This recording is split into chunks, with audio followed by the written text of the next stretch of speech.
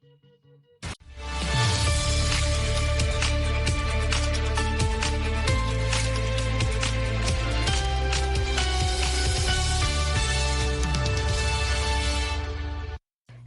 ሬድዮ ድምፂ ኣሜሪካ እዩ። ብ22 ብ25 ብ31 ሜትር ባንድ ከምኡውን ብፌስቡክ ኣብ ዩቲዩብን ኣብ ሳተላይት ከዓ ብቪኦኤ 24 ዝፍኖ ሬድዮ ድምፂ ኣሜሪካ ጀሚሩሎም።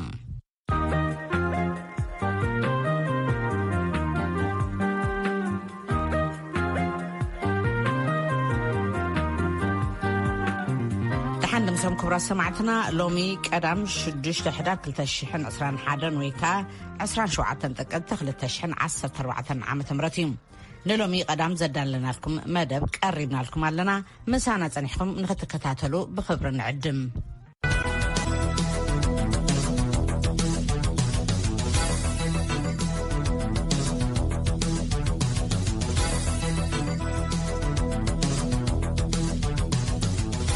ናይሎምን ጽባሕን ማለት ቀዳምን ሰንበትን መደብ ሕቶን መልስን ቀዳማይ ዓመት ምውላዕ ውግእ ኣብ ትግራይ ዝብል ኮይኑሎ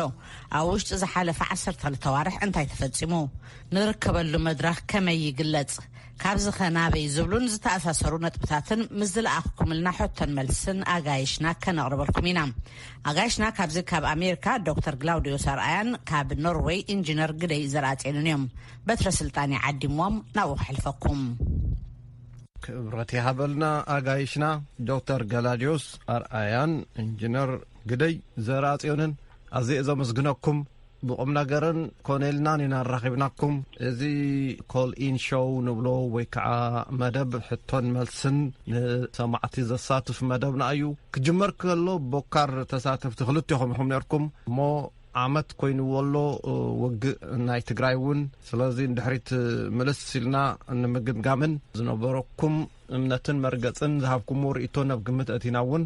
ቀጻሊ ከመይ ክኸውን እዩ ዝብል ንምዝራብ እዩ ዓዲምናኩም። ስለዚ ከምስግነኩም እደሊ ክልቲኹም። ንሕና እውን ነመስግነካ ብዘትረ ዓደምካና ክብረት ይሃበልና ጽቡቕ እሞ ከምቲ ዝበልክዎ ሎሚ ዓመት መልእዎ ኣሎ ውግእ ናይ ትግራይ ካብ ዝጅምር ኣበይ በፂሑ ዝብል ንኹላህና ብሩህ ስለ ዝኾነ ኣይከዶን እየ። እንተኾነ ካብ ሃትኩም ምስማዕ ኣገዳሲ እዩ። ጥሪ ሓደ እየ ረኺበኩም ነይረ ትውግእ ድሕሪ ምጅማር ድሕሪ 1-2 ወርሒ ማለት እዩ። መልስልኩም ምስቲ ዝነበረና ኩነታትን ምስቲ ዘለናይ ኩነታትን ኣነጻጺርኩም ከመይ ምገለጽኩም እንታይ ክትብሉ ትኽእሉ ሕፅር ኣቢልኩም ንመእተው ምእንታን ክትኮነና ዶክተር ገላዲዮስ? ጽቡቕ እቲ ዘቕረብካዮ ሕቶ ንሕና እውን ክንምልሶ ተኾይንና ኣነ ብወገነይ እንታይ እየ ዝብል ኣነ ስፊሐ ነገራት ክርኢ ዝደሊ ዕላምኡ ፍሉጥ እዩ ነይሩ። ትማጻጽ ኣበጋገሱ ፍሉጥ እዩ ነይሩ። ህዝቢ ትግራይ ጅምላዊ ቐትለት ንምክያድ ድሓር ውዒልካ ሓዲርካ መንግስቲ ዝውልቀ ሰብ ንብል ኮይንና እምበር ብሓፈሽኡ ኣካይድኡ ከምኡ እዩ ነይሩ። ሕጂ ተረኣኽዎ ኣነ መጨረሻኡ እውን ትግራይ ከቢብካ መገድታት ምዕፃው ህዝቢ ትግራይ ዲጸላኢ ዋላ እቲ መንግስቲ ናይ ትግራይ ዲጸላኢ ህወሓት ዲጸላኢ ዋላ ሰብ ትግራይ ትፈልይዎ እውን ኣይከኣሉን። ኣነ ሕጂ ንሕወሓት ኣይኮንኩን ተማጎትኩን ብዙሕ ግዜ ንህዝቢ ትግራይ እምበር ሕወሓት ባዕላቶም እውን ብዙሕ ግዜ ወቒሰ እዮም እየ ኣብ ጽሑፋተይ ሕልፊ ናይ ዲሞክራሲ ብዝምልከት ጋዜጠኛታት ምእሳር ብዝምልከት ግን ኣብ ካልእ ኣመስግነ እዮም ኣለኹ እቲ ናይ ኢኮኖሚ ለውጢ ዘምጽዎ ኢትዮጵያ ርኡ እዩ ኮፍ ኢሉሎ ጠጠው ኢሉሎ ብትዓዲ ኣብኡ ኣመስግነ እዮም ኣለኹ። ሓደ ምሁር ከዓ ከምኡ ክገብር ዘለዎ ሚዛን ሓሊ ክጓዓዝ ዘለዎ ሕጂ ሳቶም ክፈልይዎ ይከኣሉን። ድሓር ዓይኒ ብለይ ስኒ ብለይ ናይ ኤርትራ ኣምፂኻ ናይ ዩናይትድ ኣረብ ድሮን ኣምፂኻ ናይ ኣምሓራ ሚሊሻ ኣምፂኻ ነቲ ህዝቢ ዓይኒ ብለይ ስኒ ብለይ ዘይበሃል መቕተልትን ግፍዕን እዮም ኣውሪዶም ብሎ ዘሲ እንታይ ክበሃል ይከኣል? ብጣዕሚ ገሪምና ኣነ ንባዕለይ ታይቲ ምስቲ ህዝቢ ትግራይ ደም ከጽንትዎ ደልዮም ታይቲ ነገር ግን ሓደ ዘይተረድኦ ነገር ኣሎ። ኣነ ብዙሕ ግዜ ደጋጊመ ዝበልክዎ እዚ ህዝቢ ትግራይ ፍሉይ ህዝቢ ይኮነን። ፍሉይ ህዝቢ ዝበሃል ነገር የለን። ግን ካብ ታሪክ ዝወረሶ ንሽሓት ዓመታት ፍሉይ ባህላዊ እሳያት ኣለዎ ህዝቢ ትግራይ። ጽንዓት ኣለዎ፣ ሞራል ኣለዎ፣ ኣይሕለልን እዩ ብቐሊሉ። ሽዑ እውን እቲ ንዓይን ኢንጂነርን ክትሓተና ከለኻ ውዕለይ ሓዲሩ መልዓሊ ተርፎን እዩ ዋላ ጎዳ እምበር ብግዚኡ ኢለ ተዛሪበ ነይረ። ድሓር እውን ጽሒፈ ነይረ ዋላ ግጥሚ እውን ጽሒፈ ነይረ ንህዝቢ ትግራይ ብዝመልከት እንሳኤ ሙታን ኮይኑ ክላዓሊ ህዝቢ ትግራይ ኢለ ነይረ። ታዝበልኩኻ ኮይና ኣላ ሕጂ ኩናት ሕማቕ እዩ ብጣዕሚ مريري اجي بخومي بحفشو بخومي زريو دحارتا حتى نحوتات زياده خبره حلقه اليه هراي كبرتي هبلي تستقصبوا ملو تي حتى مسن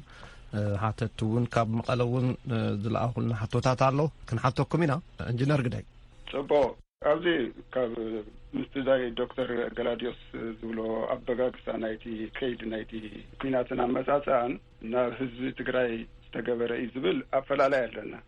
ህወሓት መርሖ ዝነበረ መንግስቲ 2016 ከወደቀ ከሎ አንጻር ህወሓት ዝተገበረ አንጻር TPLF ዝተገበረ ምንቅስቃሳት እቲ ምንቅስቃሳት ግን ዝተፈላላየ መልክ ዘርአውነት ዘለዎ ካይዳታት ከኸይት ገይሪ ንሶም ካብ ስልጣን ምስተባረሩ ትግራዋይ ጥራሕ አይኮነን ካብ ቦታ ናብ ቦታ ተባሪሩ አሞንጎ ሶማሊን ኦሮሞን ብዙሕ ምፍንቃላት ተፈጢሩ አምሓራ ካብ ኦሮሞ ክወፅእ ተገይሪ እቅተል ተገይሪ ትግራዋይ ጥራሕ አይኮነን ኣብ አምሓራ ትግራዋይ ክባረር ተገይሪ እዚ ኩሉ ዝሳዕቤናት ዝመፀ TPLF ህወሓት ብዝፈጠሮ ስንኩል ፖለቲካዊ አካይደ እዚ ካብ ስልጣኑ ምስተባረረ ብሰላም ደኮፍ ይበል ንህዝቢ ትግራይ ከም ፖሊስ ተጠቅዐ ገይሩ ብምቕራብ ተጋሩ ተጠቅዕኩም ኢኹም ብዝብል ነቲ ህዝቢ ብምልዓል አንጻርቶም ካልኦት ህዝብታት ከልዓል ጀሚሩ እንቀሳቀስ ጀሚሩ ሓይሉ ከጠናኽር ጀሚሩ ነቲ ማእከላዊ መንግስቲ ባዕሉ እውን ዝመረፆ መንግስቲ ማለት እዩ ኣይግዛእና ምባል ከይዱ ኣብ መወዳእታ እውን ኖቨምበር 4 ማለት እዩ ነቲ ናይ ሰሜን እዙ ሰራዊት ምጥቃዕ ጀሚሩ ተቆጻጺሩ ኣብኡ ጠጠው ኣይበለን እቲ ኩናት እንዳቀጸለ ምስከደውን ብፍላይ ነቲ ትግራዋይ በቶም ካልኦት ክውቃዕ ዘግብር ኩነታት ኣይተገበረን እምበር ዘግብር ኩነታት ይዝገብር ተጋሩ አንጻር አምሓራ ተጋሩ አንጻር ወልቀቱት እዚ ዓይነት ፖለቲካ ሒስካ ዓዲ ክምራሕ ኣይክእልን ንህዝቢ ትግራይካ ኣብ ዘይግብኦ ኣብ ዘይናቱ ፀገመት ይወነ እታ ኩላ ዝገብርዋ ነገር ኩላ እንተርኢናያ ህዝቢ ንህዝቢ እንዳባላዕኻ ንስኻ ኣብ ስልጣን ምጽናሕ እያ ተራካይዶ ርግጽ ኣብ ትግራይ ብዙሕ ሓይሊ ኣትዩ ተወቂዖም ነይሮም ተሲኦም ሕጂ እንደገና መጥቃዕቲ ጀሚሮም ኣለዉ እዚ መጥቃዕቲ እዚ ኸ ዕላማ የብሉን ህዝቢ ትግራይ ኣብ ሕማቅ ኩነታት ዘውድቕዎ ዘለዉ ምዃኑ እዩ ዝረአየኒ ምናልባት ብሕቶን መልስን ክንግፋዎ ንኽእል ኢና ኣራይ ያቕኒለይ ሓፈሻዊ ርእቶኹም ኢኹም ገሊጽኩም ካብቲ ስኻትኩም ዝሃብኩምዎን ዝሓለፍናዮን ድፍን ሓደ ዓመት እንታይ ምሂሩና ሓሊፉ እንታይ ተመኪርና ኣሎ ከም ህዝቢ ከም ሃገር ከም ዓለም ኢንጂነር ግዳይ ሓደ ዓመት ተማሃረና ነገራት እዚ ዝተገበረ ኩናት ህዝቢ ዘጥፍእ ምዃኑ ዘብርስ ምዃኑ ዘፈናቐል ምዃኑ ርኢና ኩናት ብሓይሊ ነዚ ዘሎ ፖለቲካዊ ኩነታት ክፍታሕ ኣይኽእልን እዩ ናብ ሰላም ክትከዱ ኣለኩም ዝብል ኣረኣያታት ነይሩና ዝኾነ ኮይኑ እቲ ናይ ሰላም ዕድላት እውን ዕድል ኣይረኸበን ዘሸነፈ እንዳሸነፍኩ እንዳበለ ዝኸደሉ ኩነታት ኢና ንርኢ ዘለና ክሳብ ሕጂ እንታይ ማለት እዩ ይቕረታ ግን በዓል መን ኢኹም መን እዮም ሰላም ፀዊዖም ኣነ ከም ናተይ ኣረኣያ ሰላም እዩ ዘዋፅእ ዝብል ዘሎ ማለት እዩ እና እቲ ናይ ሰላም ከይዲ ያው እቲ ሓደ ብዘሸነፈ ሕጂ እውን ብሓይለይ ዘድልየኒ ኮንዲሽን ኣቐሚጠ ከብል እየ ዝብል እምነት ስለ ዘሎ ከምዚ ዓይነት ግልባጣት ኢና ንርኢ ዘለና ዝኾነ ኮይኑ ኣነ ኣብቲ ናይ ኢትዮጵያ ሓይሊ ክወፅእ ከሎ ካብ ትግራይ ዝነበረ ኩነታት TPLF ክጥቀመሉ ምተገብአ ባህላየ ኣይተጠቐመሉ ኦፍኮርስ ነቲ ናይ ኢትዮጵያ ሓይሊ ኣሸኒፎ እዩ ደፊእዎ እዩ ውፅዎ ግን እቲ ናይ ኣሸናፍነትን ዕድል ሒዙ ካብ ትግራይ ከይወፅእ ክገብረሉ ዝኽእል ኩነታት ክፈጥር እንተገብአ ነይሩ ኣይገበረን እንዲያውም ናብ ተኣሽሙ ሕኔና ክንፈቲ ኢና ብሓይልና እውን ቦታታት ክነኸፍት ኢና ኢልካ ናብ ምፅዓፋር ከይተረፈ ሕጅፍቲ ተኣሽሙ ነእትዮሞም ኣምሓራ ኣቲኻ ክንደይ በደላት ይፍፀም ከም ዘሎ ንርኢ ኣለና እና እዚ ኩነታት እዚ ውዒሉ ሓዲሩ ዓብዪ ክሳራ ንተኣሽሙ ከኽስር እዩ ህዝቢ ትግራይ ኣብ ኢትዮጵያ እውን ዓብዪ ክሳራ እዩ ዘብፅሕ ዘሎ ፎር ዛት ማተር እና እዚ መወዳእትኡ ከዓ ከም ዝረአየን ዘሎ ኣሸነፍቲ ኮይኖም ተራእይዎም ክኸውን ይኽእልቶም ናይ ትግራይ ጀነራላት ዝበሃሉ ሕጂ ሒዞሞ ዘለዎ ስትራቴጂ ውጉይ ስትራቴጂ ዓላማ ዘይብሉ ወሪርካ ጥራሕ ንኽትነብር ዝግብር ኣካይዳ መወዳእትኡ ግን ኣብ ከምዚ ዓይነት ኩነታት ክንደይ ፋክተርስ ኣለዉ ሚሊተሪ ፋክተርስ ንባዕላቶም ዝገዝእዎ ንሕና ብዝደለናዮ ዘይኮነስ እቲ ኣብቲ መሬት ዘሎ ወድዓዊ ኩነታት ዝገዝእዎ ብዙሕ ነገራት ኣለዉ እና ኣብዚ ዝተማሃርናዮ ነገር ተልዩ እዚኦም እዮም ግን እቶም ዝተማሃርናዮም እኮ ብተግባር ናብ ጽቡቕ ነገር ነውዕሎም ኣለና ኣይነውዕሎም ዘለና ይትሕቶ ሕራይ እዘን ዝሓለፈ 12 ኣዋርሕ እንታየን ምሄረናና ህዝቢ ካብ ትግራይ ዲ ካብ ኢትዮጵያ ካብ ዞባዲዩ ኩሉ ህዝቢ ዓለም እንታይ ተመኪሩ እንታይ ተማሂሩ እንታይ ተዓዝዩ እንታይ መስኪሩ ዝብል እሞ ዶክተር ገላዲዮስ ኣነ ሕጂ ኣብ ሓደ መሰረታዊ ፍልሊ ስለ ዘለኒ ምስ ኢንጂነር ግደይ ንዕኡ ክገልጾ ፈቱ ንሕና ክንመሃር ህዝቡን ክመሃር ብዝብል ኢና ንዛረብ ዘለና እዚኣ መንፈስ ሒዝና ኢና ንቕፅል ኣነ እንታይ ዝብል ንምሳሌ ኢንጂነር ግደይ ዝበሎ ሕወሓት ዝፈጠርዎ ዓዲ ኣብ ዓብዪ ሽግር ከም ዝወደቐ ህዝቢ ከም ተጋጨወ ጌርካ ምቕራብ ብዙሕ ግዜ ዝሰምዖ ኣብዚ ዳያስፖራ ዘለዉ ብሕልፊ ናይ ዘርኢ ክልላት ፈጢሮም ግዛዕምዛዕም ዝብሉ ኩሉ ግዜ ጉለታት የብሉን ማለት ኣይኮነን እቲ ናይ ክልል ምፍጣር ግን እቲ ናይ ፌደሬሽን ስርዓት ምፍጣር ንባዕሉ ዓብዪ ስጉምቲ እዩ ኣብ ሓደ ታሪክ ናይ ሓንቲ ሃገር ካብ ተማእከለ ብናይ ቀደም ኣሰራርሓ ናይ በዓል ጃንሆይ ናይ በዓል ደርጊ ትኸይድ ናይ ፌደራል ስርዓት ትፈጥር እሞ ብውሕድ ብውሕዱ ብሄር ብሄረሰብ ዘተንፍስሉ መሰሎም ዝሕልወሉ መገዲ ተፈጢሩ እዩ ጉድለታት ነይርዎ ድዩ ኣለዎ ዝኾነ መንግስቲ ፍጹማዊ ይኮነን ግን ኣነ ብ27 ዓመት ናይ ኢህአዴግ ኣብ ታሪክ ኢትዮጵያ ዘመናዊ ንብሎ ዝሓሸ ሰላማዊ ግዜ ዝነበረሉ ግዜ እዩ እንዲያውም ተዓድጉም ናበልጸገ ኸይዱ ነይሩ እዩ ሳቶም ናይ ጸልማት ዘመን ነይሩ እዩ ዝብሉ ናይ ጸልማት ዘመን ሕጂ ይመጽኡ ብኣብይ ግዜ 27 ዓመት ጸገማት ነይሩ እዩ ግን ብዙሕ ረሃዋኻ ነይሩ እዩ ካብኡ ተኻለ ቁሩብ ፍልይ ዝበለ ርእይቶ ዘለኒ ምስ ኢንጂነር ሕጂ ዘሎ ናይ ትግራይ መከላኸሊ ሓይሊ ዕላማ የብሎምን ዝብል ኣይቅበሉን ዕላማ ስለ ዘለዎማ ይቃለሱ ኣለዉ ሓቲ ዕላሞም ከዓ ብዙሕ ንጹር ገይሮም ኣቕሪቦም እያ መጀመርያ ካብቲ ብሎኬድ ምዕፃው ናይ ትግራይ ንትግራይ ነፃ ምውፃእ እዩ ብኹናት እኳ ተዘይከኣልኩም ብጥሜት ክኽስሮም እዮም እዞም ህዝቢ ዝተልዓለ መንግስቲ እዩ እዚ ንጹር እዩ ዓለም ኩሉ ፈሊጥዎ እዩ መድሓንቲ ንኸያቱ ምግቢ ንኸያቱ ሙሉ ዓፂዩ ንዑቲ ኮሪዶራት ንኸኸፍቱ ሓደ ዝቃለሰሉ ሓደ ዕላምኦም እዩ ካልኣይ ኦፍኮርስ ነቲ መንግስቲ ሕነ ምፍጣይ ጥራሕ ኣይኮነን ነቲ መንግስቱ ኣውዲቖም ካልእ ዝሓሸ ስርዓት ንኽፍጠር ኣብ ርእሲኡ ምናልባት ሓውና ኢንጂነር ኣይተኸታተሎ ንኸውን ወይ ከዓ ሰሚዕዎ ዋጋ ይሃቦ ንኸውን እምበር ናይ ትግራይ መከላኸሊ ሓይሊ ዋላ ግዙፍ ሓይሊ ይኹን እምበር ካልኦት ብዙሓት ከዓ ናይ ኢትዮጵያ ፌደራሊስት ሓይልታት ኣለዉ እዮም መጨረሹ ነቲ ዘሎ መንግስቲ ጊስካ ሰላምን ረሃዋን ንምምፃእ እዚ እውን ዕላማ እዩ ባዕሉ ስለዚ ጥሙር ግንባር ፈጢሮም ኣለዉ ሕራይ እሞ እዛ ተኻታዕኹሙላ ነጥቢ ኣልዒለ ቃል ብቃል ሓቲተኩም ነይረ ናይ ሎሚ 10 ወይ 9 ወርሒ ከም ዘላ ከቕምጠልኩም እሞ ክልተኹም ርእይቶ ክትቡ ኢኹም እሺ ካብ ግደይ እሞ ክጅምር ወታደራዊ ድሕረ ባይታ ናይ ደባይ ውግእ ድሕረ ባይታ ፖለቲካዊ ድሕረ ባይታ ኣለካ እሞ መንግስቲ ኢትዮጵያ ትውግእ ኣብቂዑ እዩ ካብ ዝብል ልዕሊ ወርሒ ኮይኑ ኣሎ ኣብ ባይታ ካሊእ ምስሊ ከም ዘሎ ይዝረብ እሞ ናይ ትግራይ ውግእ መጨረሽኡ እንታይ ክኸውን ኢኻ ክትብል ናይ መጨረሽቱ እቲ ዓብዪ ሓይሊ ብሓይሊ መጠን ተዋቂዑ ተዳኺሙ ቢሉ እንድዩ ክልዓል እውን ዕድል የብሉን ባህላይ እዚ ስርዓት እዚ ኣብ ስልጣን ነይሩ ዘርአዮ ጠባይን ኣሰራርሓን ካብ ህዝቢ ዝተነጸለ እዩ ከምቲ ቀደም ጉሬላ ወርፌር ኣልዕልካ ኣንጻር ደርጊ ዝተገበረ ቃልሲ ከምኡ ክኸይድ ዝኽእል ኣይኮነን ወዲቑ እዩ ኣይለዓልን ልክዕ ከም ታሚል ከምኡ እዩ ዋንስ ንባዕሉ ኤክስፖዝ ገይሩ ዘይኸውን ምዃኑ ብህዝቢ ዝተነጸገ ምዃኑ ርኢ ባህላይ ኣብዚ ተወሳኺ ብወገንቲ ዘሎ መንግስቲ ከዓ ኣብ ተጋሩ ከርእዮ ዝኽእል ፖለቲካዊ ለውጢ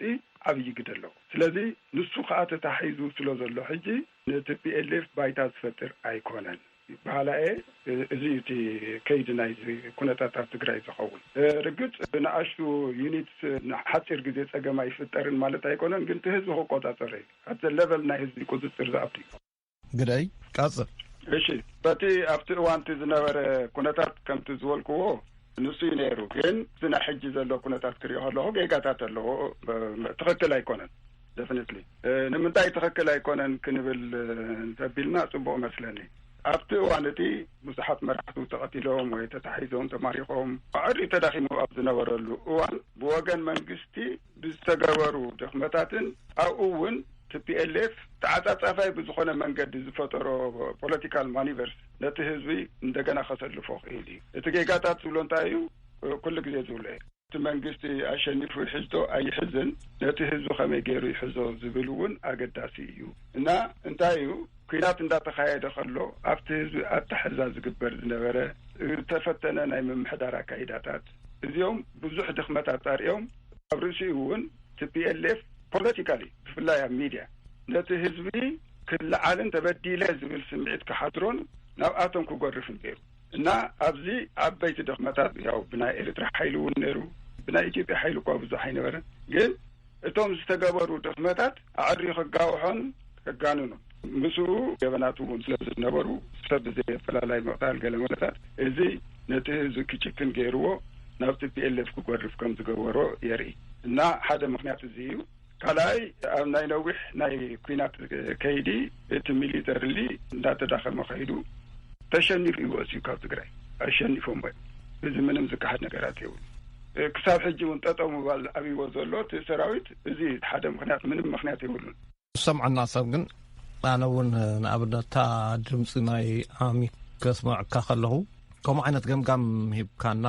ጌጋ ነይሩዎ ኢልካኒ ሎሚ እዚ ንቐጻሊ ትበን ዘለካ ገምጋም ክሳዕ ክንደይ ርግፀኛ ክኾነሉ ክእል ክትጋገዶ ትኽእል ዝብል ሕቶ የበግሰለይ እሞ ብርግፀኝነት ከምኡ ዲ ክኸውን ኢኻ ትብለን ዘለካ ወይስ ክኸውን ይኽእል እዩ ክጋገ ክእል እየ ብገምጋመይ ኢኻ ትብለን ዘለካ? ዌል 100% ሹር ክኸውን ኣይክእልን ግን ናይ ኩናት ሕጊ ክንሪኢ ከለና ማለት እዩ ምዝና ሕጂ ኣካይዳ እንድሕር ንሪኦ ዘለና ኮይና ናይ ኩናት ሕጊ እቲ ህዝቢ እንድሕር ዘይተቐቢሉካ እሞ ከም ሓይለ ለመጀመርያ ግዜ ሸኒፍካ እንተኣትኸውን ኣብ ነዊሕ ግዜ እንዳተመናመንካን እንዳተበዝተንካ እንዳተወቃዕኻን ኢኻ ትኸይድ ከምቲ ናይ ኣብይ ሓይሉ እውን ናይ ኢትዮጵያ መንግስቲ ሓይሉ እውን እንዳተዳኸመ ዝኸደ ኣብ ትግራይ ከምኡ ናይ ዚኣቶም እውን እንዳተዳኸመ ክኸይድ እዚ ትከታተልዎ ዘለኹም መደብ ሕቶን መልስን ቀዳምን ሰንበትን ዝመሓላለፍ እዩ። ኢንጂነር ቴሌቪዥን ዘሕልፎ ቴሌቪዥን ትግራይ ማለት እየ ወይ የጋጊዩና የደናግሩና ኣለዉ እቶም ጋዜጠኛታትን ሚድያን ወይ ንሕና ብጌጋ ንትርጉሙ ኮይኑሉ ህዝቢ ከም ዝቕበሎም ዘሎ ኮምቦልቻ ነብደሴን እውን የቃልሕ ነይሩ እሞ ሓሶት ድዩ የዳናግሩና ድዮም ዘሎ ወይስ እንታይ እዩ? ካብ እቲ ናይ ኣምሓራ ከባቢ ሒዝዎ ዘሎ ህዝቢ ደገፍ የብሉ ምክንያቱም ኣትዩ ክስደዱ ገይርዎም ኣሎ ንብረቶም ክበርስ ገይርዎ ኣሎ ኣንስቲ ክዕመፃ ይገብር ኣሎ እንስሳ ከይተረፋ ቅተላ ይግበር ኣሎ እዚታት እንዳረኣየ እቲ ህዝቢ ክዕመፅ እዩ ናይ ግድን ስለዚ ነዚ ህዝቢ እዚ ከም ማሕደር ኢሉ ይኮነን ዝመፅእ ዘሎ እዚ ሰራዊት ዘበለን እውን ሲ ከምቲ ዝበልዎ ካብ መጀመሪኡ እውን ሕነ ክንፈዲ ኢና ዝብል እንታይ እዩ ሕነ ምፍዳይ ማለት ኣብ ልዕሊ መን እዮም ሕደ ክንፈዲ እዩ ዝብሉ ኣብ ርእሲ ማሓራይ ኢሎም ኮይም ባዕሉ ጌታቸው መጀመርያ ምስኣተውን ተዛረቦ ኮይ ዶክተር ገላዲዮስ ወል ፍልይ ዝበለ ርእቶ እዩ ዘለኒ ሓደ ሕነ ምፍዳይ ገለመለ መቸም ኣነ እኳ ብዙሕ ዝዕግበኒ ይኮናል ኣብ ትግራይ ዝተገብረ ግፍዒ ኣብ ማንም ዓለም ኣይተገብረን እንዲያውም ኣነ ሕጂ ክሪኦ ከለኹ ብተነፃፃሪ ክሪኦ ከለኹ እቲ ናይ ትግራይ መከላኸሊ ሓይሊ ዲስፕሊን ዘለዎ እዩ ከምቲ መከላከያ መፅኡ ሚሊሻ ዝገበሮ ናይ ሻዕብያ ዝገበሮ ህዝቢ ትግራይ ዝገበሮ ግፍዒ ኣይገበሩን ሓሊፉ ጉድኣት ከምፅኡ ኩናት ይመቸም ዝፈርስ ኣባይቱ ኣሎ እቲ ክርስቲያናት ከይተፈረሰሎ ሕርሻታት ትቃፀል እዩ ዘሎ ነገር እዩ ግን ኮነ ኢሎም ሕንን ምፍላይ ኣይኮኑን ከይዶም ንሪኦ ከለና እሱ ይኮነ እቲ ነገር ግን ኣብኡ ዘሎ ህዝቢ ከዓ ሪኦም ኣሎ ገለገሊኦም እንዲያውም መስጊኖም ሓደ ኢንተርቪው ዝረኣኽቦ ናይ ሓረስቶት እቶም ሓረስቶት ኣብ ንዓፅ ዘሎ ግዜ ኢና ከመፂኹምና እንዲያውም ሸፋቱ ዝከባቢ ስለ ዘለዉ ኳዓ መፅኹምልና ኢሎም ኣብ ከሚሴ ዝበሃል ዓዲ ህዝቢ ብዕልልታ እዩ ተቐቢልዎ ፈሪሑ ይኹን ካልእ ጉዳይ ግን ደገፉ ርኢ እዩ እቲ ህዝቢ ሓንቲ ካልእ ግን እዛ ሕጂ ሓወና ኢንጂነር ክብላ ፀንሐ ብናይ ህወሓት ፕሮፓጋንዳ ይኩን ተላዒሉ ህዝቢ ትግራይ በቲ ዝወረዱ ግፍዒ መጀመርያ ምስኣቱ መንእሰያት ብዘይ ዕረፍቲ ይቀትሉ ነይሮም ሻዕብያን መከላከያን ናይ ኢትዮጵያ ግፍዒ ስለ ዝበዝሖም ውሒዞም ከይዶም ነቲ ናይ ትግራይ መከላኸሊ ተፀንቢሮሞ ማለት እዩ ኣብ ትግራይ ተገብረ ግፍዒ እኮ ካልእ ዓለም ኣይተገብረን ደቂ ኣንስትዮ ጥራይ 10,600 ተዓመፃ ምዕማፅ ፃይካ ኣይኮና ኮምፕሊትሊ ዲስትሮይ እዮም ገይሮማ ሰብ ንኸይኮና እዮም ገይሮማ ካብ 70,000 ንላዕሊ ተሰደደ ካብ 1 ሚልዮን 2 ሚልዮን ተፈናቀለ እንታይ ከተሪፎ ድዩ ትግራይ ስለዚ ባዕሉ ተላዒሉ ህዝቢ ከይዱ ንበረኻ ዝኣተወ ብሕልፍት መንእሰይ በቲ ዝወረደ ግፍዒ ኢንጂነር ኣብ ሓንቲ ነጥቢ እንደገና ርእይቶ ክትብደለካ ኣለኹ ህዝቢ ከምቲ ዝበልካዮ ብበዝሒ ይኹን ብዋሕዚ ናብ ሕወሓት ዝተጸንበረ ወይ ከዓ ናብቲ ቃልሲ ዝተጸንበረ ናብቲ ውግእ ዝተጸንበረ ሕወሓት ስለ ዘታለሎ ድዩ ወይስ ግፍዒ ስለ ዝበዝሖን ስለ ዝተፈጸሞን ዝተፈላለየ መርገጽ ኣለኩም እሞ ሓደ ስዳሮ ትኸድኩም ኢለ ኣብቲ ሕጂ ዝቐረበ ተኣሽሙ እኮ ንሪኦ ኣለና ብዙሕ ዝተጋነነ ነገራት ኣሎ ካብቲ ዝተገበሩ ጌጋታት ድማ TPLF ባዕሉ ኣለዎ TPLF እንታይ ይፈጥር መስለካ ነቲ ህዝቢ ከላዕል ዝኽእል ናይ ሓሰት ፕሮፓጋንዳ ፈጢሩ ይሰርሕ እዩ ሕጂ ኣብ ቀረባ እዋን ኣይ ተሰምዐሉን እምበር ሬሳታት ባዕሉ ኣብ ባሕሪ እትዩ ናብ ሱዳን ክኸይድ ገይሩ በቃ ተቐቲሎም ከምዚ እንዳገበሩ ይቐትልዎም ኣለዉ ጄኖሳይድ እንዳበለ ከብል ፈቲኑ ነይሩ ከምኡ ዓይነት ማኒፑሌሽንስ ብዙሕ ሰሪሕ እዩ ነቲ ህዝቢ ግን የላዕሎ ደፍኒትሊ ነዚ ናይ ባሕሪ ኣቴሞም ዝበልካ መርትዖ ኣለካ ድዩ ኢንጂነር ግዳይ መርትዖ ኣለካ መርትዖ ዘያረበ ምዃኑ እኮ ዘርእየካ ዘለኹ ምንም መርትዖ ክቐርብ ኣይከኣለን መን ገይርዎ ባዕሉ እዩ ዝገብሮ TPLF ካሊእ ይገብር እንኳይ ከምዚ ዝመሰለ ነገራት ባራይ ናብ ክስታይ ክወስደኩም ናብ ርእይቶ ሰማዕቲ ካብ መቐለ ዝመፀና ሓደ ከምዚ ይብል ሽመይ ፍረዝ ገብረ ኪዳን ይበሃል ነባር ቤቴ ከተማ መቐለ እዩ ኣይተ ግደይ ደራሲ ግደይ ዘራእሲዮን ኣብ ትግራይ ዝተፈጠረ ኩናት ካብቶም ዝቁስቁሱን ብጣዕሚ ክካየድ ኣለዎ ኢሎም ውድቀት ህዝቢ ትግራይ ንምርኣይ ካብ ዝሓልሙ ዝነበሩ እንዲኦም ሕዚ ብከምዚ ምዃኑ ደስ ኢልዎም ዲኮኑስ ወይ ዝተጣዕሸም ይኾኑ ኣብዚ ትግራይ ዝበፅሕ በደልን ግፍዕን ምስ ረኣዩ ግዳይ ብናይ ህዝቢ ትግራይ ግፍዒ ደስ ዝብለኒ ነገራት የለን ኣይ ደስ ኣይብለንን ክኸውን እውን ኣይነበሮን ባህላይ ኣብ ህዝቢ ትግራይ በፂሑ ዘሎ በደል ብዙሕ እዩ እዚ ከዓ ብምክንያት TPLF እዩ ዝመፅእ ዘሎ እየ ዝብል ኩሉ ግዜ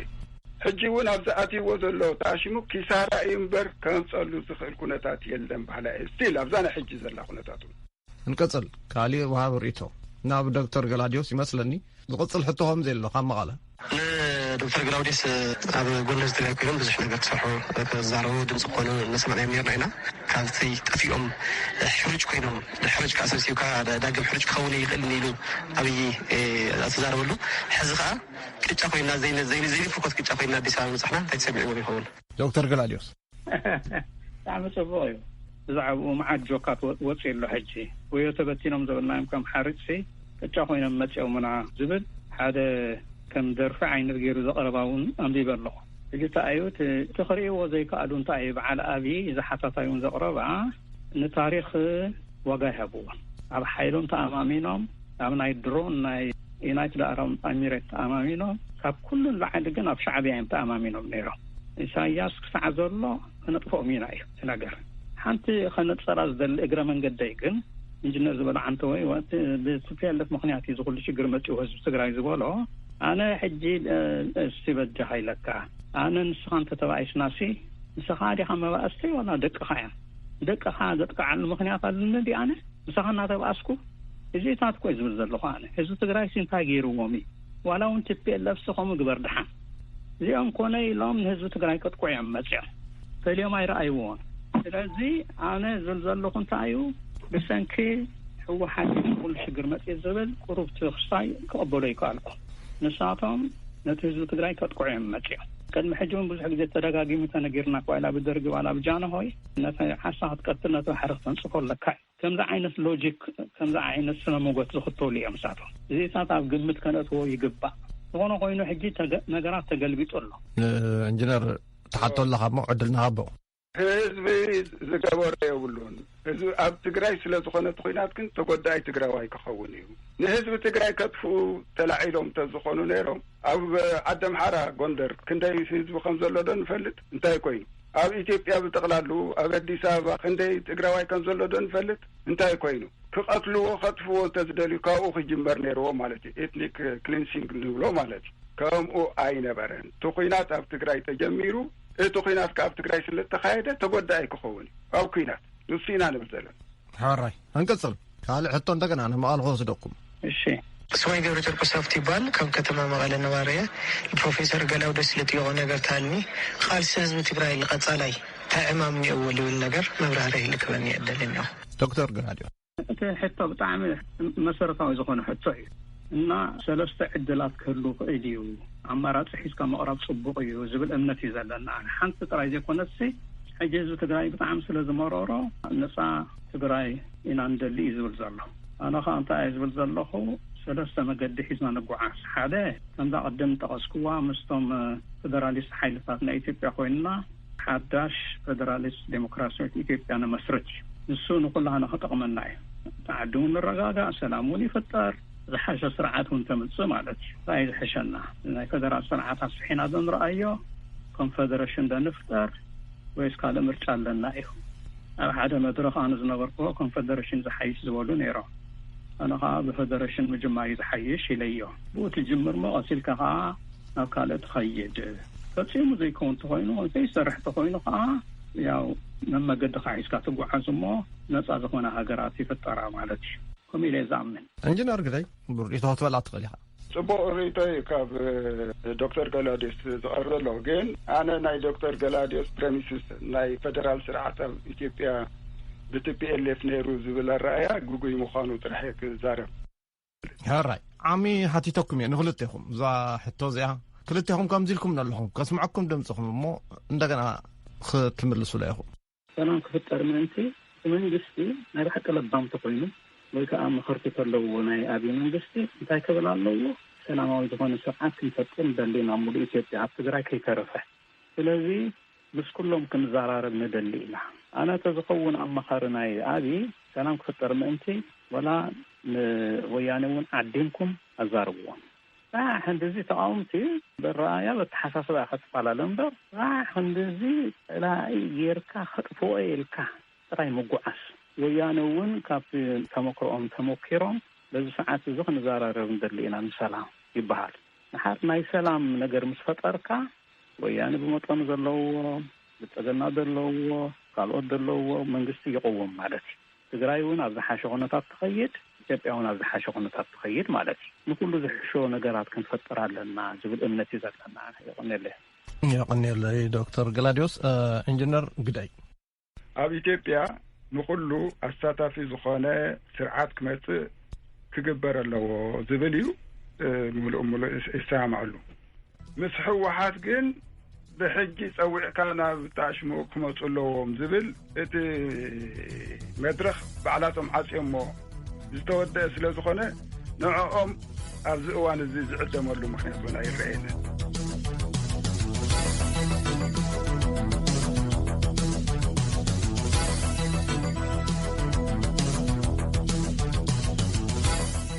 እዚ መደብ እዚ ኣይተዛዘመን ጽባሕ ሰንበት እውን ክንመለሶ ኢና ንዶክተር ግላውዲዮስን ንኢንጂነር ግደይን ኣዚና ንመስግን ፓኪስታን ክሳብ 2023 10 ቢልዮን ፈልሲ ኣግራብ ክትተክል ትብላላ ካብ ዓለም ካብ መንጎ ንለውጢ ክሊማ ዝያዳ ዝተቃልዓ ዝበሃላ ሃገራት ዓለም ሓንቲ ምዃና ዝንገረላ ፓኪስታን ነቲ ዕናዊ ሳዕቤን ለውጢ ክሊማ ንምውጋእ ነቲ መደብ ከም ዘውፅአት ገሊጻላ ኣብዚ ዝሓለፈ 8 ዓመታት እውን ልዕሊ 3 ቢልዮን ፈልሲ ምትካሎም ሰበስልጣን ፓኪስታን ይገልጹ ኣመወዳእታ ደቡብ ኣፍሪቃዊ ጸሓፊ ደሞን ጎልጎት ነቲ ድሕሪ ሽልማት ኖቤል ስነ ጽሑፍ ዓብዪ ተቐባልነት ዘለዎ ሽልማት ቡከር ተዓዊትሎም ንጋልጎት ናብ ሽልማት ዘብቅዓቶ ደ ፕሮሚስ እትብል መጽሓፍ እያ ንሳልሳይ እዋኑ ነዚ ሽልማት ዝርቋሕ ዘሎ ጋልጎት ልዕሊ $68,000 ክሽለም ከሎ ስሙ ድማ ኣብ መስመር ቀዳሞት ተዓወቲ እዚ ውድድርን ድሕራይ ድማ ሽልማት ኖቤልን ዝኾኑ ደቂ ሃገሩ ናዲን ጎርዲመን ጂኤም ኮቲዝን ይጽምብራሎ ጋልኮት ተዓዋቲ ምዃኑ ድሕሪ ምፍላጡ ተዓዋቲ እዚ ሽልማት ምዃነይ እዚ ዓመት ንኣፍሪቃውያን ጸሓፍቲ ጽቡቕ ዓመት ኮይኑሎ ነዚ ሽልማት ድማ ንስለቲ ዝተነግረን ገና ዘይተነግረን ዛንታታት ኣወፊዮ ኣለኹ ኣነ እውን ኣካሎም ስለ ዝኾንኩ ዝተፈልጡን ገና ዝግብኦም ክብሪ ዘይረኸቡን ኣፍሪቃውያን ጸሓፍቲ ኣለዉ ብዙሕ ዘይተነግረ ዛንታታት ስለ ዘሎ ድማ ምስማዕ ኣይተቋርጹ ክብል ተላቢዩ